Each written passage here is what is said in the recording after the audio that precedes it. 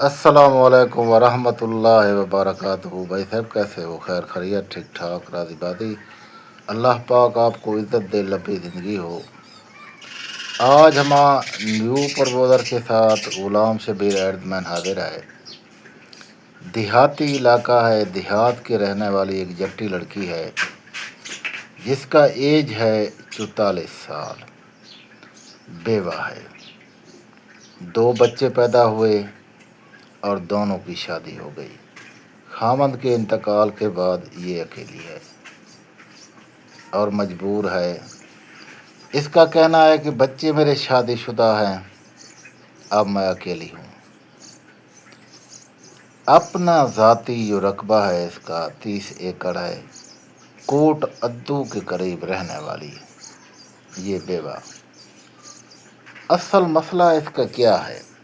میں اس کے گھر جب پہنچا تو اس نے عجیب بات کہی، آپ کو بات پورا سننا چاہیے۔ اس نے کہا، انکل جی میرے خاوند کو انتقال ہوئے 15 سال ہو گئے، میرے بچے نوجوان اور ان کی میں نے شادیاں کروائیں۔ یہی چیز ذہن میں رکھ کے کہ زندگی کا کوئی بھروسہ نہیں، جیسے کہ میرا خاوند چلا گیا، یہ بچوں کی کفالت کی اور بڑے کیے، پڑھائے لکھائے، ان کی شادی کروائی۔ اب میں اکیلی محسوس کر رہی ہوں۔ بچے شادی شدہ ہیں، اچھے گھرانوں میں ہیں، اور میں بھی سوچتی ہوں کہ اچھا گھر ہو مجھے ملے، اچھا ایسا آدمی نہیں ملے کہ جو پیسے والا ہو۔ پیسہ میرے پاس اللہ کا دیا ہوا بہت کچھ ہے، چھوٹی مہران کار رکھتی ہے، ایک فیٹ ٹریکٹر رکھتی ہے، اور اس کو صرف شادی کے لیے، نکاح کے لیے آدمی چاہیے جس کا ایج وہ کہتا ہے 40 سے 55 تک ہو، اور وہ میرے گھر میں رہے، اپنا کاروبار میرا سنبھالے، جٹاکی سنبھالے، کاروبار سب سنبھالے، میرے گھر میں رہے اور مجھ سے پیار کرنے والا ایسا آدمی ہو۔ اگر غیر ملک سے بھی ہو کوئی ایشو نہیں، کیونکہ 6 مہینے 2 مہینے کے بعد وہ آ جائے گا۔